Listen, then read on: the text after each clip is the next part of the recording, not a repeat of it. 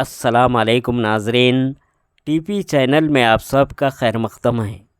سنگاریڈی ٹاؤن میں وارڈ نمبر 25 رکشہ کالونی کے کانگریس یوتھ لیڈر جناب عامر شیخ نے وارڈ کی مختلف گلیوں میں گشت کرتے ہوئے غربا یا ضرورت مندوں کے گھر گھر جا کر قبل از عید الفطر کے موقع پر شیر خورما کٹس تقسیم کیے، اور انہوں نے کہا اگر کسی ضرورت مند تک یہ کٹ نہیں پہنچے تو وہ معافی طلب کرتے ہیں اور انشاءاللہ اگلی بار ان کا ضرور خیال رکھا جائے گا۔